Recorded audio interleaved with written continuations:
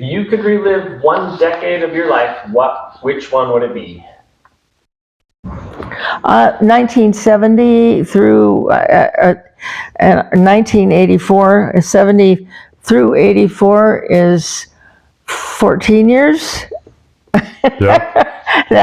It's not a decade, but that period of time I wouldn't mind reliving that period of time. Everything was just cooking along. You had your priorities right. You had your people that you were ministering to or helping or having fun. That's when Marla and I did all of our garage sailing, and that was extremely fun and good. Getting to your mom. This is just a little side note, but your mom came and lived with us for a while, but she shunned us basically. And I finally, after a month or so, I said, okay, we need to have a discussion here. Your family does not know that you're shunning us. So you're not doing anything to make them happier because you're living here. So meanwhile, you are not letting us be part of your life. So that is something that we need to rectify. And your mom was, of course, your mom, she's initially stiffens up and stuff, but Marla is a lover of truth. And she always has been and always will be, I believe.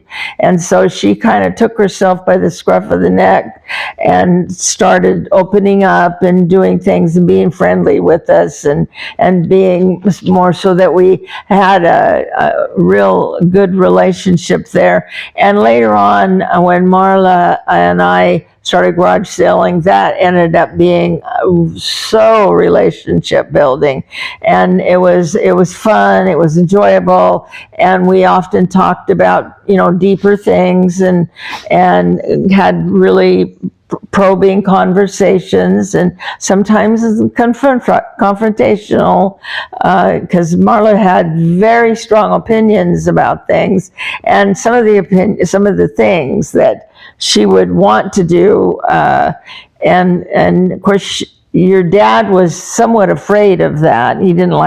Jamie does not like confrontation, so that wasn't good for her. So, and of course she adored him, and she's always adored him. So it wasn't like it was she did anything bad or anything. It was just a little, he didn't want confrontation type of thing. So I got to be the person that would, as we were garage sailing, where I got to get to say, okay, I have something we need to talk about. And it worked out so beautifully. Again, I keep saying the Lord is so good in these situations, because it was non-confrontational, it was just conversational, and I was able to really speak some truth and some stuff into her, and she was smart. She self-educated herself and somehow by observation discerned things. So she was able to, we had very deep conversations at the same time, and it worked out. And when we had fun and we found goodies that both of us were thrilled with and all of that. So that went on for years that we did that. And that was very relationship building.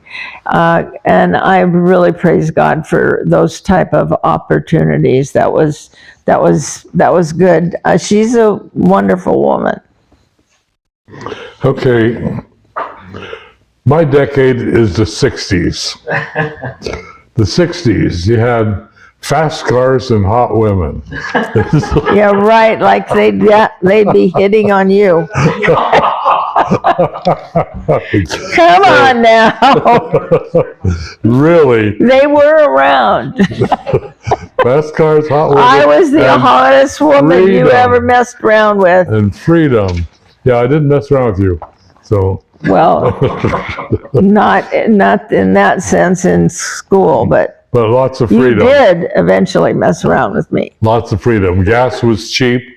17 cents a gallon Yep. for gas. Yep. And so You could drive all night. You could drive 300 miles a night and see a lot of area. And That was what people did for entertainment. yeah. Well, let's did a lot of go driving. out to Let's drive the ocean and back. And then after we're there, let's go to Tacoma to Steve's K90s and come home. And that was the night out. You know, so that sort of thing. So yeah, and had fast cars. At that time in 1966, I had a Pontiac GTO. My brother had a Shelby GT 350, and Don Phillips had a Chevelle Super Sport. So we all had hot cars, and I joined the fire department in 1964. I just turned 20 when I joined the fire department. And so I went through drill school and nobody knew how old I was, and I didn't tell anybody. And right though. so then when I went to work at the fire station, my first job in the company, on payday, we would all go out to the tavern and cash our checks. And so I'd go to the tavern with them and I'd drink schooners of beer, cash my check and that sort of thing. And did that for a year. Well, that was nothing new because when I moved to Seattle to get the fire department job, I'd been working for about a year and a half for a service station owner in Tacoma. And he bought one in Seattle. And so I ran the station, well, I worked in the station at that time too. And there just happened to be a tavern on Rainier Avenue right across from the service station. So as soon as they finished work, we'd go over to have a beer before I went home. Well, that was before I was even 20. So, But you were married then. no, we were not married then. Wow. So anyway, that was all in the late 60s. And so it was really a free period of time for a lot of people. And there was excesses, but most of the time, people just had a good time, and it was fun. It was a good time to be. And then I was always in contact with Darlene through that whole time. So even if she was married, it was still somebody I enjoyed talking to. So. But, okay, go. No.